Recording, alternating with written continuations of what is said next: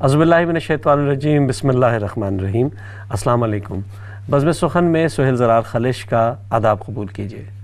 دوستوں، آج ہماری خوش نصیبی ہے کہ ہمارے اسٹوڈیو میں کچھ ایسے مہمان آئے ہیں جن کا تعلق بلا شبہ اردو ادب کی اس صنف سے ہے جس نے یقینی طور پر اردو ادب میں ایک نکھار پیدا کیا ہے، اور یقینی طور پہ جو ایک بنیادی عنصر تھا ادب کے حوالے سے کہ غزل اور سنجیدہ غزل اور جو نظمیں ہوا کرتی تھیں، لیکن مزاحیہ شاعری نے ایک اپنا الگ مقام بنایا ہے۔ اور ہمارے درمیان آج دو بہت ہی معتبر مہمان، میں یقینی طور پہ کہہ سکتا ہوں کہ نابغہ روزگار ہستیاں آج ہمارے درمیان موجود ہیں۔ میرا اشارہ ہے محترم انور مسعود صاحب اور محترم خالد مسعود خان صاحب سے۔ السلام علیکم۔ وعلیکم السلام۔ کیسے ہیں آپ لوگ؟ ٹھیک ٹھاک ہیں؟ اللہ کا شکر۔ مجھے پتہ ہے بڑے تھکے ہوئے، کافی مشکلوں سے آپ لوگ یہاں آئے کیونکہ ٹریفک وغیرہ میں بھی پھنسے تھے۔ نہیں، لیکن اگر آپ مطلب جو کمپنی ہے اس میں میرا خیال ہے کہ تھکاوٹ اتارنے کا باعث ہوگی، انشاءاللہ اس میں ہماری تھکاوٹ بڑھے گی نہیں، کم ہوگی۔ جی جی بالکل، یقینی طور پہ جی انٹرویو تھکا ہوا نہیں ہوگا۔ نہیں بالکل یقینی طور پہ آپ لوگ محفل میں موجود ہو تو پھر تھکا ہوا کیسے ہو سکتا ہے۔ تو آپ سے میں انور مسعود صاحب پوچھنا چاہوں گا، ظاہر ہے سوالات شاعری بہت آپ کی، یہ کل ابھی بھی بات ہو رہی تھی خالد بھائی سے، تو کہنے لگے کہ یوٹیوب پہ بہت پڑھی ہے، کچھ گفتگو ہونی چاہیے۔ پہلے بھی میری آپ سے بات ہوئی تھی کہ آپ بنیادی طور پہ آپ نے ایک جگہ کہا بھی، بلکہ کئی جگہ میں بھی آپ کے تعارف میں یہ بات کہہ چکا ہوں کہ آپ کہتے ہیں کہ مادری زبان میری پنجابی ہے اور ساری زندگی میں نے فارسی پڑھائی، بچوں کی مادری زبان اردو ہے۔ تو یہ جو آپ نے فارسی کی طرف جو آپ کا رجحان ہوا، یہ کس وجہ سے ہوا؟ کیا ایسی وجوہات تھیں؟ بھائی اصل میں یہ کچھ جینز میں ہے، مجھے لگتا ہے میرے، آپ شاید آپ کو معلوم نہیں ہے یہ کہ میری نانی صاحبہ بھی شاعرہ تھی جی، ان کا نام تھا کرم بی بی۔ اچھا، عاجز ان کا تخلص تھا، اور ان کا مجموعہ کلام جو ہے وہ زیادہ تر اس میں نعتیں ہیں، حمد ہے، وہ بھی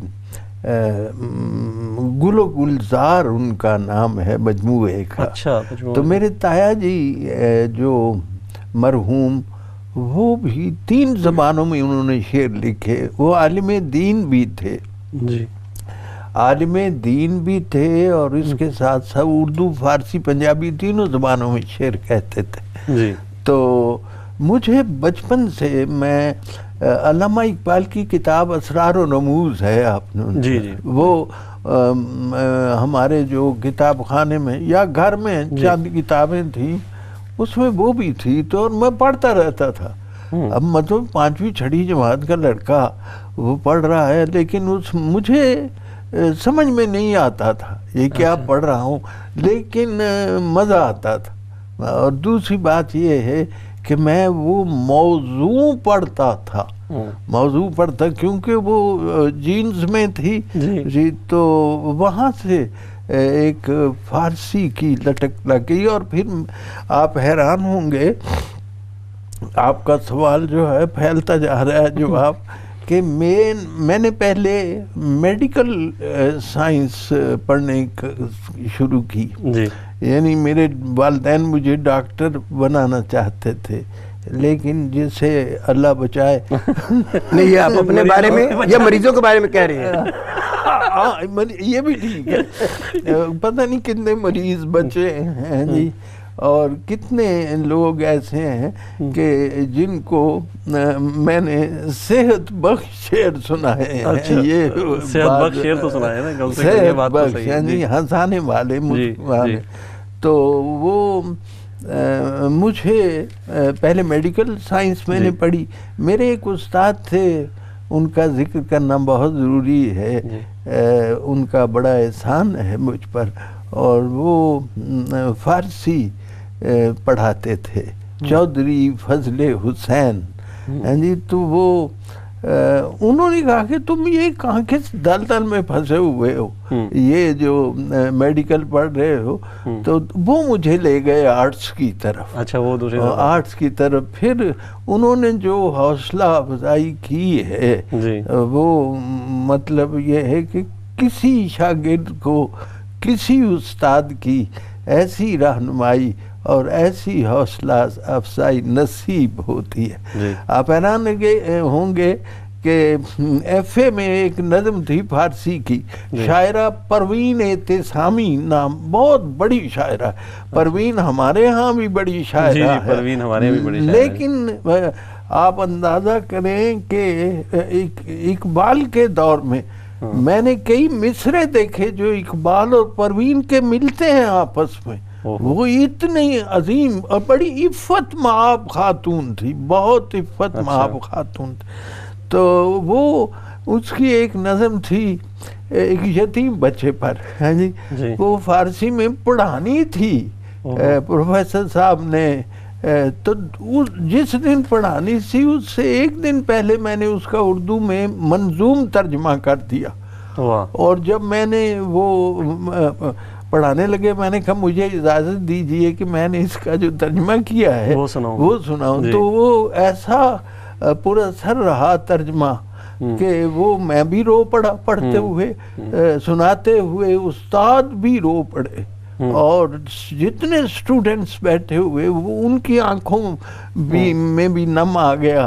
اور اس کے بعد انہوں نے کہا کہ آج کلاس بس اتنی ہے.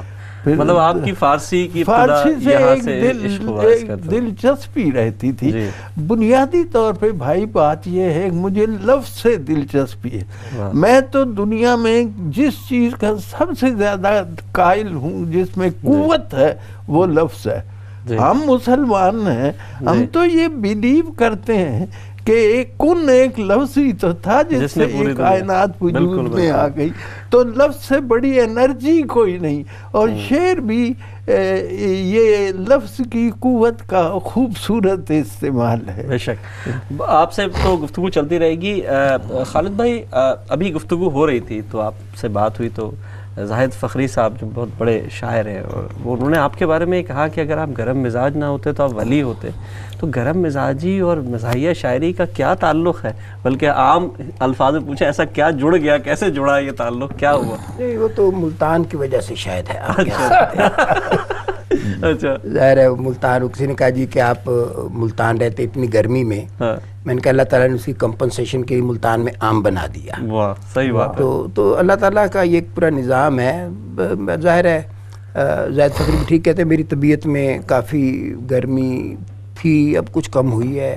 میں نے دعا مانگی تھی اپنے مالک سے، اس نے قبول کیا ہے، کچھ بہتری ہوئی ہے، کچھ اور بہتری ہوگی انشاءاللہ. لیکن آپ کی یہ گرمی ہمیں آپ کے کالمز میں تو نظر آتی ہے، لیکن اشعار میں تو پھول برستے ہیں آپ کے یہاں. دیکھیں یہ جو مزاحیہ شاعری ہے نا، اس کے بارے میں عام طور پہ کہا جاتا ہے یہ نمکین شاعری ہے. جی تو نمک جو ہے آپ اپنی پوری زندگی میں دیکھیں اس کی مقدار بہت کم ہے، لیکن نہ ہو تو چیزیں بالکل پھیکی ہو جاتی ہیں.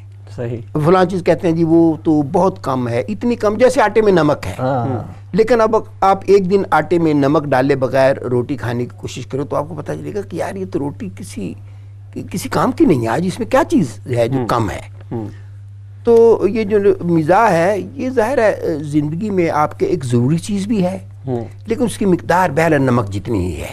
جی تو اسی لیے جو یہ اگر نکال دیا جائے تو پھر اس میں زندگی میں مزہ نہیں. تو باقی مزاحیہ شاعری مشکل ہے. خالد کی بات بڑی ہوتی ہے یہ، اور نمک کا سلسلہ بہت زیادہ چلا جائے تو یہ تو کوہستان نمک تک بات پہنچ جائے گی. میں صرف اتنا سمجھتا ہوں کہ مزاح وہ ہے جس میں مزاحیہ شاعری کو نمکین شاعری بھی کہتے ہیں. یہی میں نے کہا ہے. تو یہی بات تو میں کہتا ہوں وہ نمک آنسوؤں کا بھی ہو سکتا. صحیح بات ہے. یہ میرا ذاتی اور خود میں سمجھتا ہوں شعر کا ایک مصرع پڑھا جائے تو اس پر آپ کو ہنسی آ جائے، اسی پر آپ ذرا غور کریں تو آنکھوں میں آنسو آ جائے. بالکل صحیح کہہ رہے ہیں، بالکل صحیح کہہ رہے ہیں. اچھا میں آپ دونوں سینئرز یہاں بیٹھے ہیں، مزاح کے حوالے سے بات ہو رہی ہے. ایک مزاحیہ شاعری ایک الگ چیز ہے، ہوتی ہے طنز و مزاح کے حوالے سے. ایک تمسخر ہوتا ہے یا مذاق اڑانا ہے. اس میں آپ دیکھیں تمسخر جو ہے نا، جی تمسخر بنیادی طور پہ ایسا ہے جس سے آپ کسی بھی انسان کا دل توڑ سکتے ہیں، اس کی توہین کر سکتے ہیں، لیکن آپ ہنسا نہیں سکتے. ہاں ممکن ہے کچھ لوگ اس پہ ہنس پڑیں، لیکن مزاح ایسا ہونا چاہیے جس سے ہر سننے والا اس کو پازیٹیولی محسوس کر سکے. انڈیا میں یہ تھوڑی سی بات کروں گا, انڈیا میں جو مزاح کا لیول ہے وہ نہیں ہے جو پاکستان میں. بالکل بالکل دیکھیں, مزاح میں, پھکڑ پن میں, تذلیل میں, کسی کو تمسخر اڑانے میں, یہ ایک اس میں درمیان ایک باریک باریک لائنیں ہیں, ویری تھن لائنز. آپ اس کو کراس کر جاتی ہیں تو سننے والوں کو محسوس ہوتا ہے, آپ شاید محسوس نہ کریں. اس حوالے سے میں یہ کہوں گا کہ پاکستان بہت خوش قسمت ہے کہ اس میں بڑے بڑے نام ہیں جنہوں نے مزاحیہ شاعری کو اعتبار بخشا.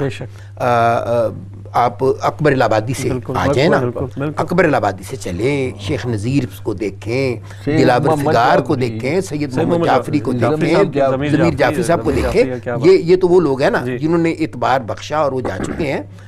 اب اس وقت میں بالکل انور صاحب میرے ساتھ بیٹھے ہیں, مجھے مطلب کہتے ہوئے بالکل بعض اوقات ہوتا ہے کہ بندہ جب کسی کے سامنے بات کر رہا ہوتا ہے تو تھوڑا سا جھجک آتی ہے کہ یار یہ کہیں جسے کہتے ہیں کہ وہ چاپلوسی کے دائرے میں نہ آ جائے. لیکن انور صاحب کے بارے میں جو کچھ کہا جائے وہ ان کی شخصیت سے بہت کم ہے. بے شک, کیونکہ انور صاحب نے میں کہتا ہوں کہ اس مزاح کا جو ایک سلسلہ آ رہا تھا جن کے ہم نے نام لیے, انہوں نے اعتبار بخشا. انور صاحب نے اس اعتبار کو یوں سمجھے کہ جیسے برتن کو کلی کر کے آپ چمکا دیتے ہیں, تو انہوں نے اس اعتبار کو کلی کر کے چمکا دیا.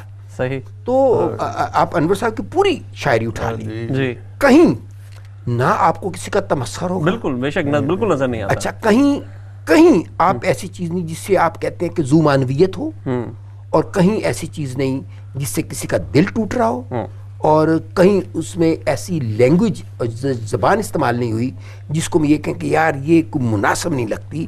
ایسے لگتا ہے کہ اس جو لفظ استعمال ہوئے ان سے مناسب الفاظ کا استعمال ممکن نہیں تھا. واہ, صحیح بات ہے. تو یہ لوگ ہیں ایکچولی. دیکھیں, ہم لوگ, آپ نے بھی کہا کہ 2 سینئر بیٹھے ہیں, تو ایمانداری کی بات ہے کہ میں جب انور صاحب بیٹھے تو میں بالکل سینئر نہیں ہوں. وہ اس لیے کہ ہم نے, ہمارے لیے تو آپ دونوں سینئر. دیکھیں آپ اپنے والے سے بات کریں, لیکن میں وہ بات کر رہا ہوں کہ ہم جو میری جنریشن ہے وہ ہے جنہوں نے ان لوگوں سے انسپائر ہوئے ہیں.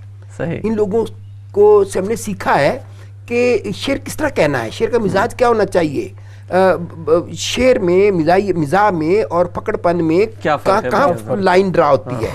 تو ہم نے ان سے سیکھا ہے. اچھا, ایک بات میں یہ کرتا ہوں, خالد کی محبت ہے میرے بارے میں, وہ ایسا حسن ظن رکھتے ہیں, اور میں بھی ذاتی طور پہ سمجھتا ہوں شگفتگی وہ ہے جس میں شائستگی ہو. یہ بات میری یاد رکھیے. اور دوسرا یہ, ہمیں جو تعلیم دی گئی ہے, میرا فیملی بیک گراؤنڈ بھی ایسا ہے کہ انسان کا احترام کرنا چاہیے. یہی جو خالد نے حوالہ دیا ہے انڈیا کا, ان کا گراف اس لیے بھی ہے نیچے گیا ہوا کہ اس میں انسانی احترام جو ہے نا اس کو پیش نظر نہیں رکھا. لوگوں کا مذاق اڑا کر آپ مزاح پیدا کرتے ہیں. تو میں تو یہ سمجھتا ہوں کہ دیکھیں, مجھ سے کسی نے پوچھا کہ یار آپ بڑی عوامی قسم کی آپ کی پوئٹری ہے, لینگویج بھی بڑی آپ جسے کہتے ہیں کہ عام فہم استعمال کرتے ہیں, لیکن اس میں ایک کبھی بھی آپ ایک حد کو جو ہے عبور کرتے ہوئے نظر نہیں آتے. تو میں نے اس میں بڑا سیدھا سا کہا, میں نے کہا میں ہمیشہ صرف یہ سوچتا ہوں کہ یہ جو میرا شعر ہے, کیا میں اس کو گھر میں بیٹھ کر اپنی بہن اور بیٹیوں کے سامنے سنا سکتا ہوں؟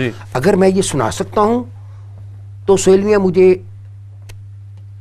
اس کے بعد لوگوں کی ماں بیٹیوں کو مجھے سنانا چاہیے. بالکل. اگر میں اپنی ماں بیٹیوں بہنوں کو یہ چیزیں نہیں سنا سکتا, مجھے کوئی حق نہیں پہنچتا کہ میں وہ مجمع میں شعر پڑھوں. اچھا, یہ تو ہم لوگ کافی سنجیدگی کی طرف چلے گئے, کیونکہ اتنے واقعات ہیں آپ لوگوں کے حوالے سے, مختلف چیزیں ہم سنتے رہتے ہیں.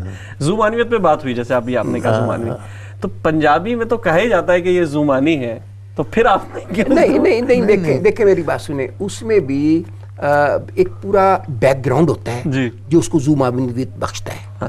الفاظ کوئی برا نہیں ہوتا, آپ اس الفاظ کو ریفرنس ٹو دی کانٹیکسٹ دکھاتے ہیں. جب آپ ایک اس کی پورا منظرنامہ ایک بنا کے تو اس میں اس کو جب اس لفظ کو فٹ کرتے ہیں تو وہ ذو معنویت دیتا ہے. صحیح. اگر آپ کا ریفرنس جو ہے وہ بڑا کلیئر ہو تو اکیلا لفظ اس پورے بیک گراؤنڈ کو اور اس پورے منظر نامے کو بالکل چینج نہیں کر سکتا. جی میں مثال دیتا ہوں, مجھے اپنی مثال دینی تو نہیں چاہیے, تو ذو معنویت کی ایک مثال مجھے اپنا ایک شعر یاد آیا ہے کہ وکیلوں کے بارے میں بڑے مشہور ایڈوکیٹ ہیں وہ, بڑے مشہور ایڈوکیٹ ہیں وہ لا علمی میں خاصے نامور ہیں. اچھا اب دیکھا نا میں نے لا علمی میں خاصے نام, اب لا علمی دو طرف سے ہو گئی نا, وکیل تو وہ قانون والا لا بھی ہو گیا اور وہ دوسرا لا علمی میں خاصے نامور. آپ تو تعریف کر رہے ہیں. تو یہ جو اپنا خالد بتا رہے تھے نا کہ ذو معنویت اس میں پیدا کرنی, وہ اس طرح کی آدمی پیدا کرنی جس میں پیچھے کوئی ذہانت ہو تو پھر بات تو صحیح رہتی ہے. خالد بھائی آپ سے سوال یہ پوچھنا چاہیں گے کہ آپ نے شروع میں جب سب شاعری جب شروع کرتے ہیں تو میرا خیال ہے سیدھے سنجیدہ غزلوں سے ہوتا ہے, تو آپ نے بھی کیا سنجیدگی سے؟ میں نے ایسا کوئی گناہ نہیں کیا. اچھا آپ نے ایسا کوئی گناہ نہیں کیا, تو آپ نے کیا گناہ کیا تھا اگر ہمیں سنا سکے کیا تھا وہ گناہ اور کیوں سرزد ہوا, ایسا گناہ سرزد ہی کیوں ہوا؟ نہیں وہ تو کہتا ہے میں نے کیا ہی نہیں, میں نے نہیں کیا جی, میں نے سنجیدہ شاعری نہیں کی. اچھا اس میں یہ تھا کہ ایکچولی میری جسے کہتے ہیں کہ شاعری کی ابتدا وہ ایکسیڈنٹلی ہوئی. اچھا لیکن جیسا کہ انور صاحب نے فرمایا کہ یہ چیز جین میں ہوتی ہے. جی بالکل. وہ اس لیے کہ میرے دادا جو تھے محمد ابراہیم میران بخش, وہ بڑے شاعر تھے, بہت پنجابی کے بہت اچھے. ان کے 17 مسودے مطلب ہیں پڑے ہوئے, جس میں وہ سفر نامہ اس جنگ پہ گئے تھے اپنا فرسٹ ورلڈ وار میں, تو اس میں بصرہ بغداد کا انہوں نے پورا سفر نامہ منظوم لکھا ہے. اس کے بعد اللہ جنت الفردوس میں جگہ دے والد صاحب کو انہوں نے مطلب شاعری کی. تو یہ 3 پشت تھا, کہتے 3 نسلوں سے یہ.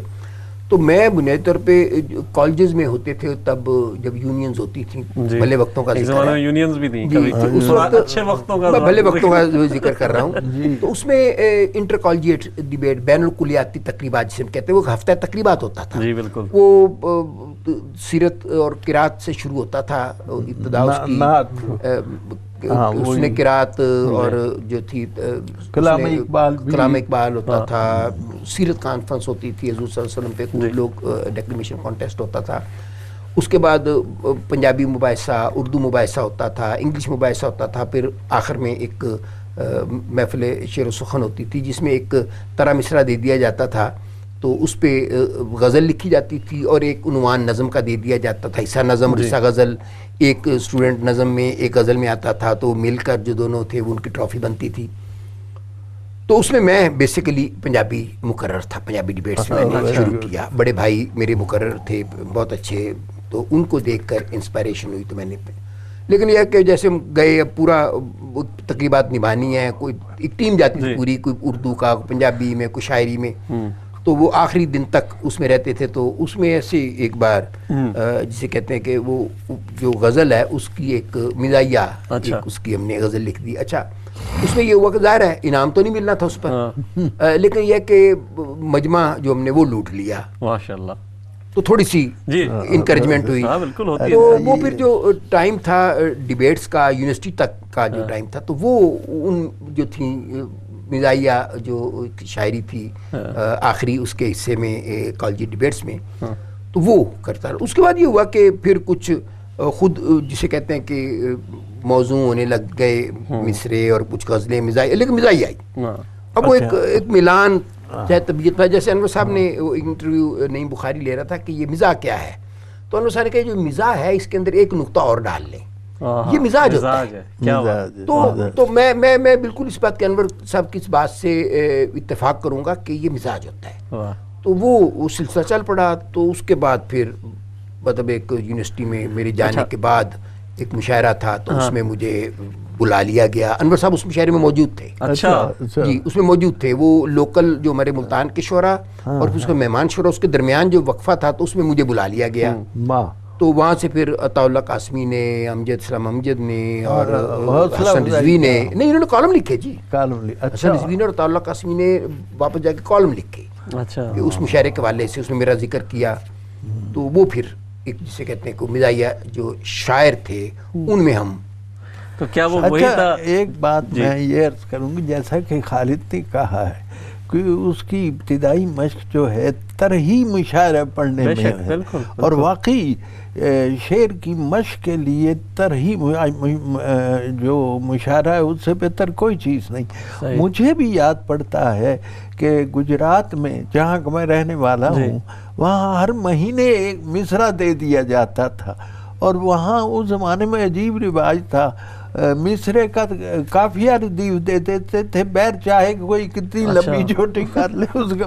مجھے یاد ہے ایک دفعہ طرح مصرع دیا گیا, بڑی دیر کی مہربان آتے آتے. تو مجھے آج تک اس میں جو میں نے شعر کہے وہ بچپن کا زمانہ, عیادت کی خاطر چلا تھا وہ گھر سے, یہاں تک نہ پہنچا یہاں آتے آتے, کبھی چل پڑا مہربان رکتے رکتے, کبھی رک گیا بدگماں آتے آتے. اور نہیں شعر کہنا کچھ آسان انور, یہ آتی ہے طرز فغاں آتے آتے. واہ واہ بہت صحیح بات کہی, آتی ہے طرز فغاں آتے آتے. میری بھی یہ مشق جو ہوئی ہے یہ طرحی مشاعرہ میں ہو گئے. جی اچھا خالد صاحب, آپ سے جو بات ہم کنٹینیو کر رہے تھے, کیونکہ آپ نے بڑا کام کیا ہے مختلف حوالوں سے جو زبانوں کو ملانے کا کام ہے. میں سمجھتا ہوں ایک دم پڑھتے پڑھتے آپ کا شعر یا سنتے سنتے اردو میں چل رہا ہوتا ہے اور آخر میں پنجابی کا ایک ٹکڑا اس میں لگ جاتا ہے,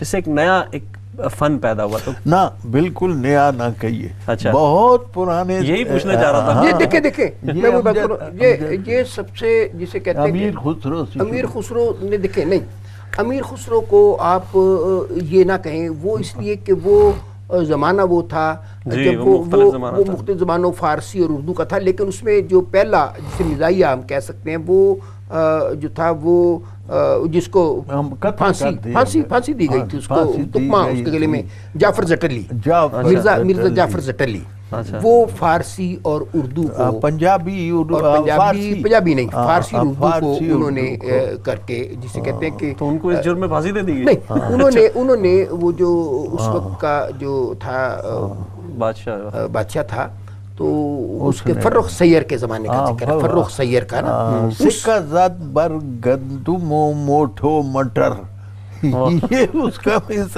نے کہا کہ جو فرخ سیر نے اپنا جو سکہ ڈلوایا تو اس پر انہوں نے جو شعر کندہ کیا تو اس کا جواب اس نے مزاح میں دیا. تو ظاہر ہے فرخ سیر کو یہ برداشت نہ ہوا, تو انہوں نے پھر اس کے گلے میں وہ چمڑے کا جو تھا تسمہ وہ ڈلوا کے اس کو کسوایا, اور اس وقت تک جب تک اس کی جان نکل گئی.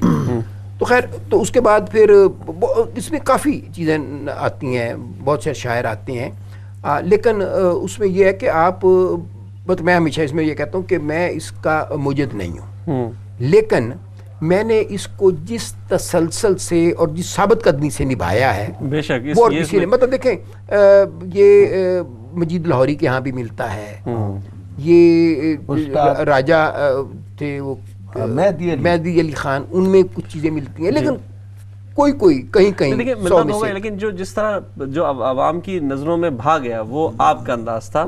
اور ہم چاہیں گے کہ ہمیں ایک چھوٹے سے بریک پہ جانا ہے, آپ سے اس گفتگو کے سلسلہ ہم دوبارہ جوڑیں گے, لیکن ایک چھوٹے سے بریک کے بعد. ناظرین بہت اچھی گفتگو چل رہی ہے, کہیں مت جائیے گا, ایک چھوٹے سے بریک کے بعد پھر حاضر ہوتے ہیں آداب سے.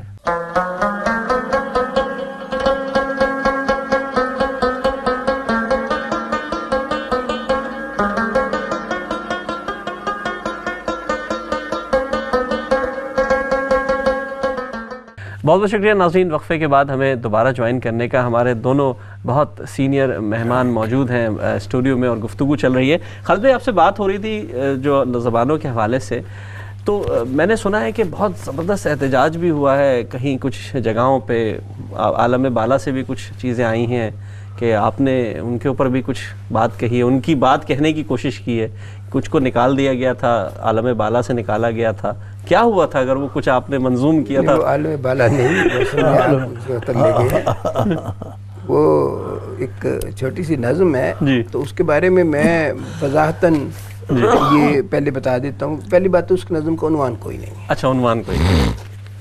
اور پھر اس میں یہ ہے کہ جیسے وہ ڈراموں میں یا فلموں میں پہلے چلتا تھا کیپشن سا کہ اس جو فلم میں جتنے کردار ہیں یہ سارے فرضی ہیں, بے شک, اور ان کا اگر کسی سے کوئی مشابہت ہے تو محض اتفاقاً ہے. میں کہتا ہوں کہ اس میں جتنے کردار ہیں فرضی ہیں, اور ان میں جو اتفاقاً جو مشابہت ہو سکتی ہے, لیکن ساتھ ہی ایک اور بات بھی ہے کہ وہ کہتے ہیں نا کہ جتنے کردار ہیں فرضی ہیں, اس میں کوئی کردار بھی نہیں ہے الحمدللہ. اچھا, کوئی کردار ہی نہیں؟ نہیں, کردار کوئی نہیں ہے. وہ ابھی اس نظم میں کچھ بھی نہیں ہے, کچھ بھی نہیں ہے, کچھ بھی نہیں ہے, نہ کردار ہے, نہ عنوان ہے, نہ اس کا اس میں کوئی مشابہت ہے, لیکن نہ اس کا پالیٹکس سے کوئی تعلق نہیں. کہوں گا کچھ بھی نہیں ہے لیکن بڑا کچھ ہے. وہ نظم ہے کہ بڑے اوکھے مسئلے کا مشکل سے ہم نے جو ایک حل نکالا.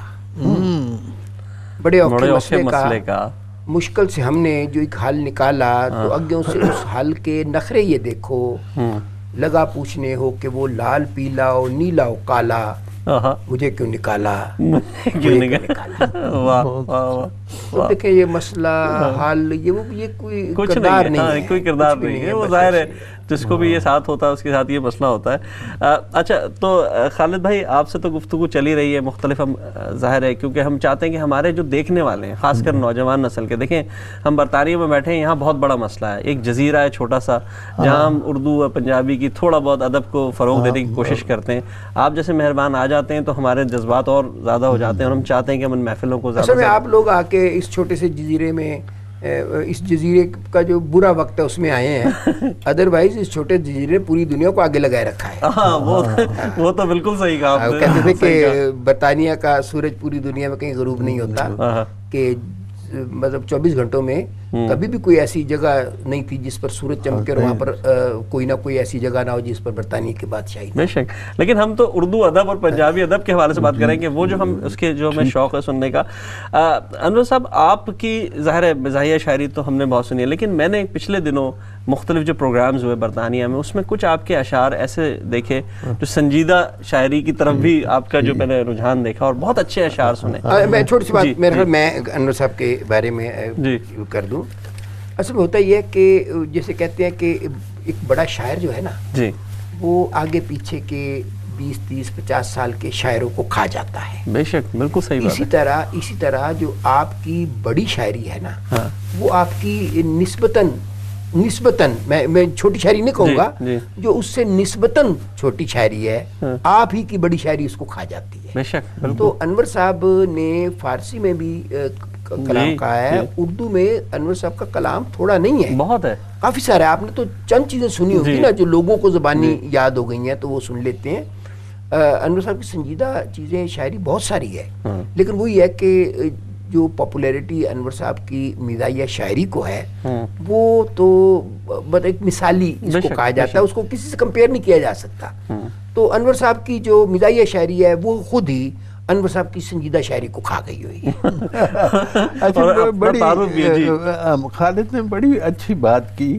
یہی سوال جو آپ نے کیا ہے اور خالد نے اس کا جواب دیا ہے, میں نے ضمیر جعفری مرحوم سے کیا. اچھا, میں نے کہا ضمیر صاحب آپ اتنا اچھا مزاحیہ شعر کہتے ہیں اور سنجیدہ بھی, لیکن جب آپ اسٹیج پہ چلے جاتے ہیں تو لوگ مزاح کی بات کرتے ہیں. بھائی انہوں نے اتنا زبردست جواب دیا کہ میرے پاس جب کوئی سوال کرے تو یہی جواب ہے. انہوں نے فرمایا کہ انور جو قبول ہو گیا ہے اس کا شکر ادا کر. کیا بات, بالکل بڑی صوفیانہ تمانیت ہے اور صوفیانہ بات ہے, بہت اچھی بات کی. اچھا, بلکہ میں ایک اور بتاؤں کہ بعض اوقات یہ ہوتا ہے کہ انور صاحب اپنا سنجیدہ کلام جب سنانے لگتے ہیں تو لوگوں پہ انور صاحب کی مزاحیہ شاعری کی جو چھاپ ہے اور جو اس کا جسے پرنٹ ہے, وہ اتنا راسخ اور اتنا مضبوطی سے ثبت ہوا ہے کہ بعض اوقات میں نے خود دیکھا ہے کہ انور صاحب نے سنجیدہ شعر سنایا ہے اور اس کا ایک آدھے شعر مصرے پہ لوگ ہنس رہے ہیں اور ان کا خیال یہ ہے ان کا کہ یہ ہے مزاحیہ، ابھی ہمیں سمجھ نہیں آیا، ابھی ہمیں سمجھ آ جائے گا جب اگلا مصرع آئے گا. یہ پچھلے ہفتے ہوا ہے، میں نے دیکھا خود کہ مزاحیہ جو سنجیدہ شعر بہت اچھا شعر اور لوگ ہنس رہے ہیں. میں نے کہا یہ ہنس کیوں رہے ہیں، اس بات پہ ہنسنے کی تو کوئی بات نہیں. کوئی بات نہیں. تو وہ ایک ایکچولی آپ کا ایک پورا ایک امپریشن جو ہے نا جی وہ ثبت ہو چکا ہوتا ہے. تو انور صاحب کی مزاحیہ شاعری کی جو مضبوطی کا جی مطلب یہ اس سے بڑا کیا ثبوت ہوگا کہ انور صاحب کا سنجیدہ شعر ہے اس کو بھی جسے کہتے ہیں کہ پہلی نظر میں مزاحیہ لیا جاتا ہے، پھر وہ تھوڑی دیر بعد پتہ چل نہیں یہ مزاحیہ. لیکن ہماری خواہش ہے کہ آپ چند شعر ہمیں ضرور سنجیدہ. ایسا ہی ہوا. میری ایک نظم ہے پنجابی کے امبڑی ماں والی، وہ پہلی دفعہ رؤف شیخ صاحب اللہ بخشے بیٹھے تھے تو میں نے چند لائنیں اس کی پڑھی تو وہ لوگ کچھ ہنس پڑے. ہاں جی جائیں گا تو میرے کو ہڈیاں پڑھا کے. تو اس نے کہا پترو حاصلو حاصلو، اور پھر اس کے بعد واقعی ان کی سسکیاں سنائی دینے لگی اس نظم پہ. اب میں آپ کو ایک غزل اردو کی سنجیدہ، اس میں ایک ایسا شعر ہے جو میرا خاصا مقبول ہوا ہے اور لوگ بندہ لوگ مثال دینے کے لیے وہ قبضے آبار تیرا چہرہ زیبا ہوگا، کیا جب آنکھیں نہ رہیں گی تو اجالا ہوگا. واہ واہ واہ کیا بات ہے. مشغلہ اس نے عجب سونپ دیا ہے، یہ صوفیانہ ٹچ ہے. مشغلہ اس نے عجب سونپ دیا ہے یارو، عمر بھر سوچتے رہیے کہ وہ کیسا ہوگا. واہ واہ واہ کیا بات ہے. عمر بھر سوچتے رہیے کہ وہ کیسا، لیسا کمثلہ شیء، کہ عمر بھر سوچتے رہیے کہ وہ کیسا ہوگا، جانے کس رنگ سے روٹھے گی طبیعت اس کی، جانے کس ڈھنگ سے اب اس کو منانا ہوگا، جانے کس ڈھنگ کو.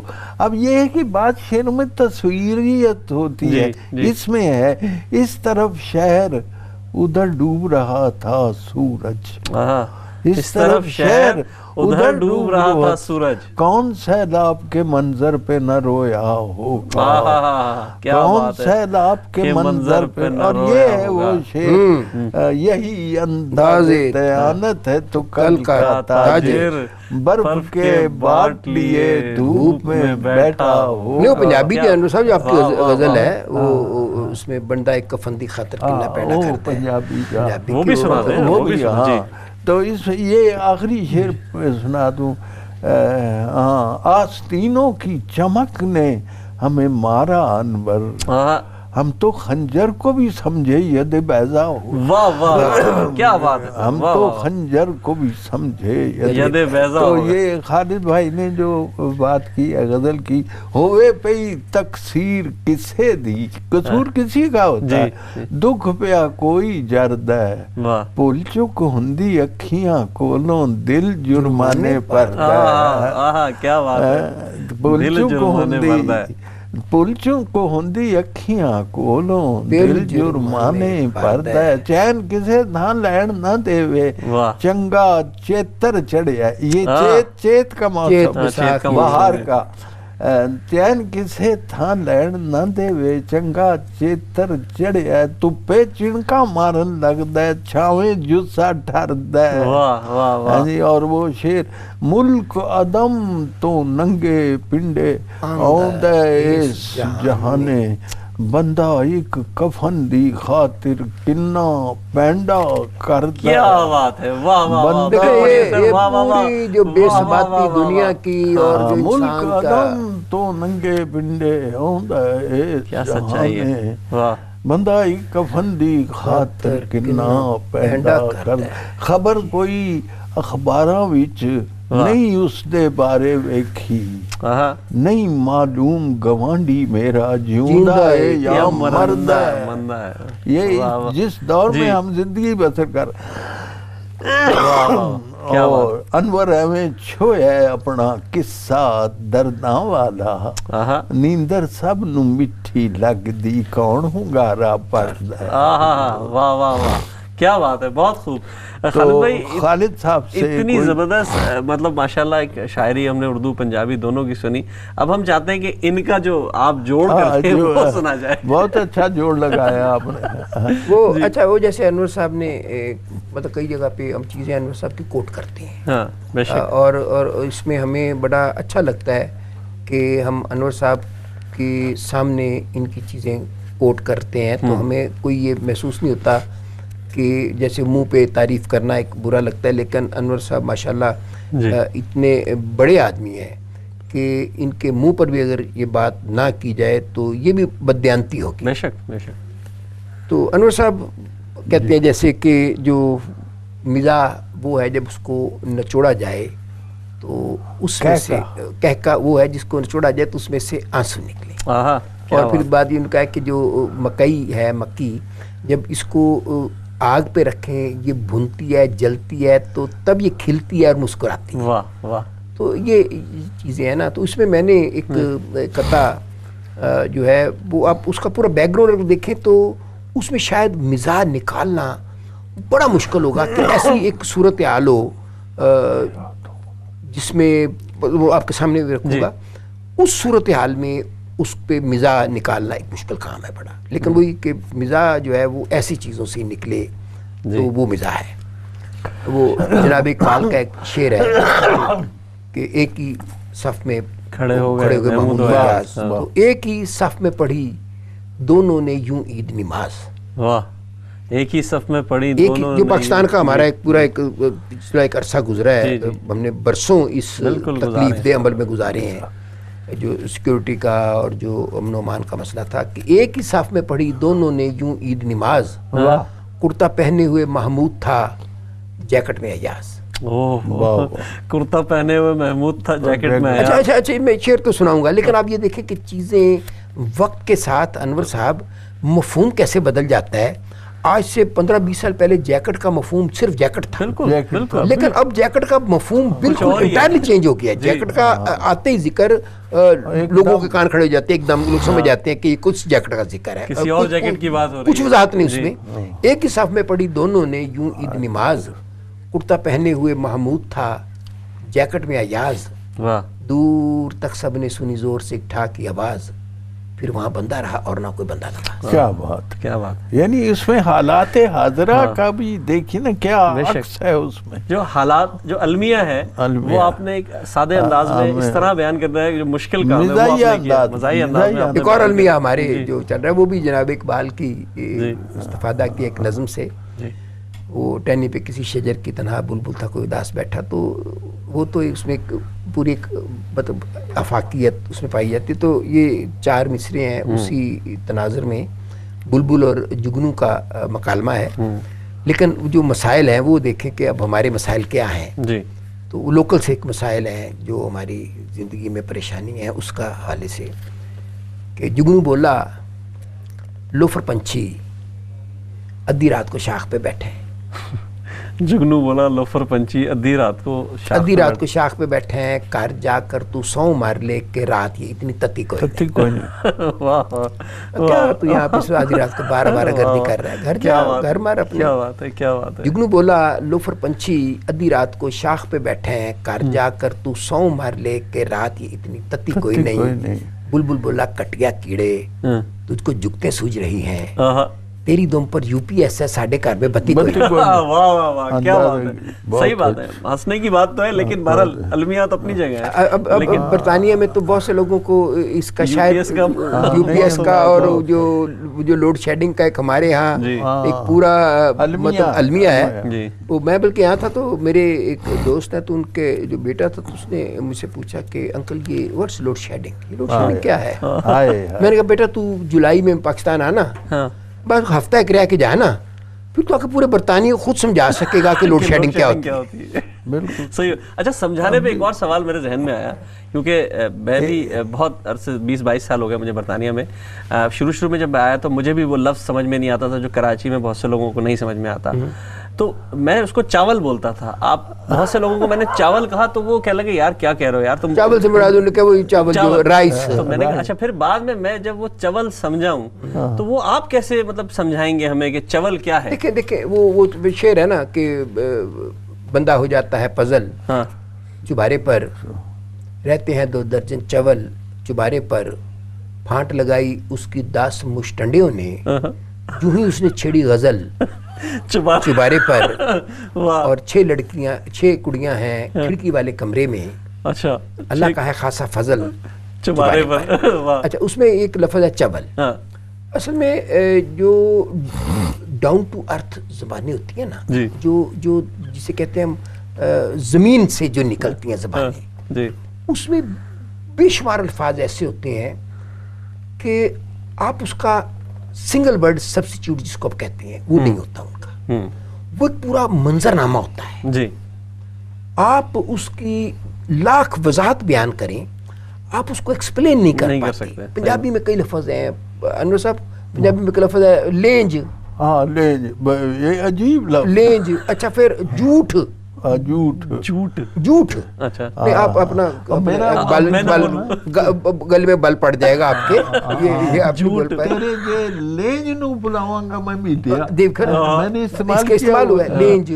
اب اس کا مجھے پوچھیں مطلب تو میں پوری طرح نہیں بیان کر سکتا. ہاں, آپ اگر پنجابی بیک گراؤنڈ میں ہیں تو آپ جس کو ویژولائز کر سکتے ہیں کہ لینج کس قسم کا بندہ ہوگا. صحیح بات. لیکن کیسا ہوگا یہ آپ اس کو ایکسپلین نہیں کر سکتے. اس طرح ایک لفظ ہے, میں نے اپنی شعر میں بھی استعمال کیا ہے, بڑا غیر شاعرانہ سا لفظ ہے کڑماس. جی آپ نے کیا ہے کڑماس. تو ہیر کے بوئے گے ویکھ کے عاشقوں کا کڑماس, رانجھا تخت ہزارے ٹور گیا پھاڑ کر پہلی باس. تو اب جو کڑماس ہے اس کا یہ ویژولائز ہو سکتا ہے.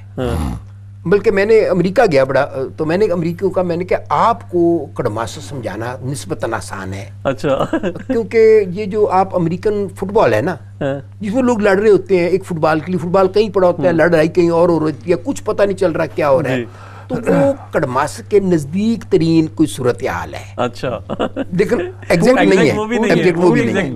صحیح بات. تو اس طرح جو میں چول کا یہ کہہ رہا تھا کہ چول ان الفاظ میں ایک لفظ ہے جس کو آپ ایکسپلین نہیں کر سکتے. کسی دوسری زبان میں تو خیر بالکل ہی بھی اس کا کوئی سبسٹیٹیوٹ نہیں ہے. صحیح. لیکن آپ اس کے اوپر ایک صفحہ لکھ سکتے ہیں کہ یہ چول کیسا ہوگا. آپ اس میں ایک مضمون لکھ سکتے ہیں, اس کی حرکتوں سے واضح کرنے کی کوشش کر سکتے ہیں کہ چول کیا ہوگا. لیکن چول کیا ہے, چول آپ نے کہا کہ دکھایا جا سکتا ہے. ہاں, میں وہ کہا کہ چول دکھایا جا سکتا ہے, سمجھایا نہیں جا سکتا. اچھا, آپ سے ایک سوال میں پوچھوں گا کیونکہ آپ فارسی کے ظاہر ایک اتھارٹی ہیں اس پہ, یہاں بیٹھے ہیں.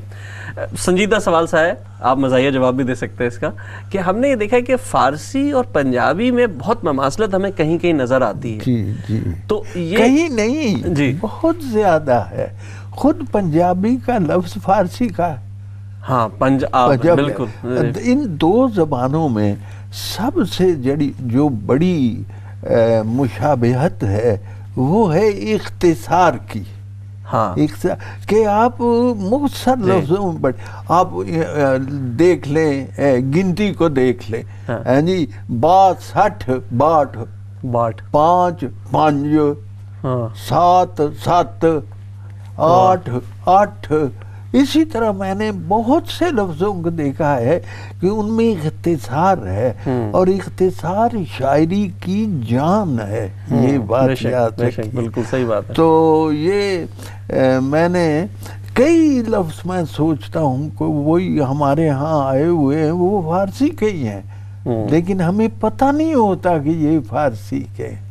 تو یہ ابھی حال ہی میں آخر میں آپ کو 2 تازہ شعر جو سناتا ہوں وہ ہے, آپ کے ہاتھوں میں راشا ہے بزرگوں, اس لیے چائے کی پیالی میں بھی طوفان پایا جائے ہے.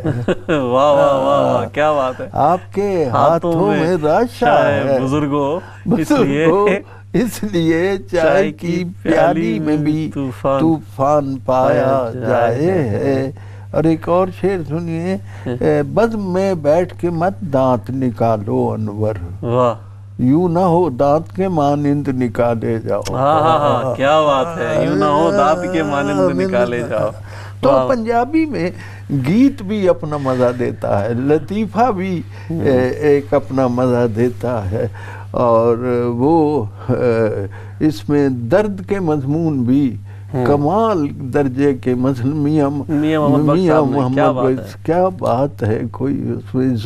اور ہمارے ہاں پنجابی میں جو سرمایہ صوفیانہ شاعری کا ہے وہ اردو میں نہیں ہے. بے شک، بالکل صحیح کہہ رہے ہیں. اور اصل میں بتاتا ہوں کہ یہ جو اردو ہے نا، جی بیسیکلی یہ مطلب لشکری زبان جسے کہتے ہیں، ادھر ادھر سے لے کر کی گئی کہ انڈیا میں ان کو جو باہر سے آئے تھے وہ فارسی لے کے آئے، کچھ ترک آئے جو فوجی تھے، پھر جو لوکل پنجابی تھے، پرشین تھے، پھر عربی ہماری ریلیجیس لینگویج کے طور پہ آئی، ہندی جو تھی وہ آلریڈی ایگزسٹ کرتی تھی.